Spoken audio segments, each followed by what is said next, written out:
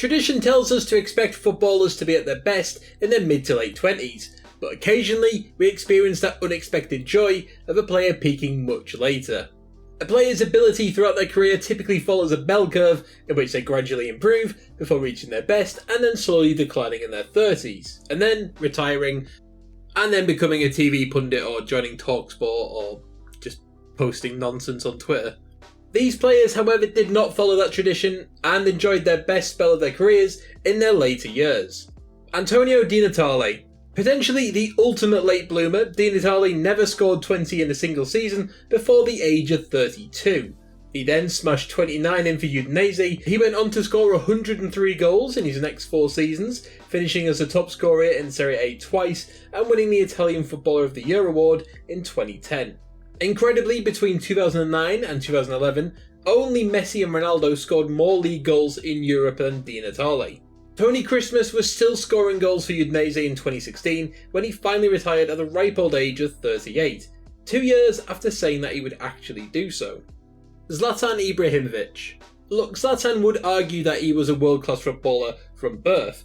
However, the Swedish striker has actually scored more than half of his entire career goals since turning 30. Now, his figures are slightly inflated by his 4 seasons with PSG, but no matter what you think of Liga or the Farmers League, to score 50 goals in 51 games in the 2016-2017 season is pretty remarkable.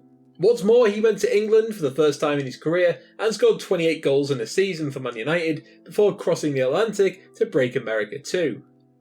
He's now back at AC Milan and, after being pretty impressive for them, he showed no signs of letting up. Luca Toni. When he wasn't being traumatised by seeing Louis van Gaal whip his nuts out in front of him, yes, that really happened, he was scoring goals. And lots of them. In fact, if you were to build the perfect target man, it would probably look something like Luca Toni. 6'4", great strength, good heading ability, great hold-up play, and most importantly, a fantastic knack for finding the back of the net. But Toni didn't start playing in Serie A until he was 23, and did not really shoot to prominence until about 4 years later, 2004, when he helped Palermo reach promotion and won his first cap for Italy. A year later, he got his first big move, joining Fiorentina as a 28-year-old, and after 2 successful seasons in Florence, he moved to Bayern Munich when he turned 30 and scored 39 goals in 46 games.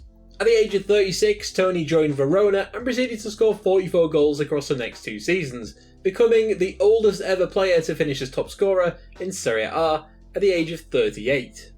I guess Louis van Gaal's testicles have that effect on you. Marcos Senna. Senna only made 25 appearances in his first 2 seasons with Villarreal after suffering a nasty injury. He later established himself in the 3rd season, and in 2006 he was granted Spanish citizenship at the age of 29 in order to represent the national team.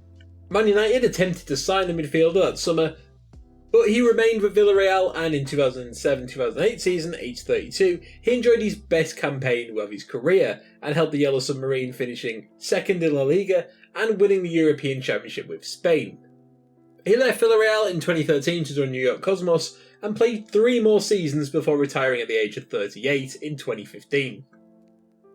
Jamie Vardy. Now, Vardy isn't the only player to work his way up from non-league football to the Premier League, but it does still boggle a mind that he was playing for Fleetwood Town in 2012.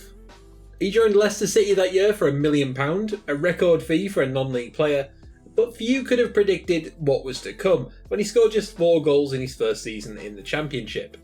He did score 16 goals the following campaign as Leicester were promoted, and though he adapted well to his first Premier League season, scoring 5 goals in 34 appearances, it wasn't really much to shout home about. The following season, however, aged 29, he suddenly found a level that nobody realised he had, scoring 24 goals as the Foxes incredibly won the Premier League title. He also found his way into the England side, playing at the Euros and at the World Cup, and has since scored 85 goals in the past 5 seasons for Leicester. He really has proved that a diet of Red Bull, coffee, port and nicotine can make you a top-class player. Oliver Beerhof. Beerhof scored an impressive 37 goals in just 70 games for Germany, but didn't make his debut for the national side until he was 28. He stepped off the bench to score both goals in the Euro 96 final. After top scoring in Serie A with Udinese, bagging 27 goals in just 32 games, he got himself a move to AC Milan at the age of 30. He went on to score a hat-trick to seal a title for Milan in his first season at the San Siro, and went on to be named the German Footballer of the Year. Beerhof played until he was nearly 35, and even managed to score a hat-trick on his final ever game in Serie A for Chievo. And finally, Marco Materazzi. Like Beerhof, Materazzi is regarded for what he achieved both domestically and at the international level. And, like Beerhof, he didn't make his international debut until he was 28. He had spent much of his club career up until that point in the lower divisions of Italy, and spending a season on loan at Everton as well. In 2001, his form for Perugia not only earned him his first Italy call-up, but a transfer to Inter Milan as well. And incredibly, he stayed for 10 seasons, winning 5 Serie A titles, 4 Coppa Italias, 4 Super Coppa Italias, and the Champions League, as well as the Club World Cup, and of course the World Cup with Italy. At the age of 33, he was named Serie A Defender of the Year in 2007, and played on until he was almost 38.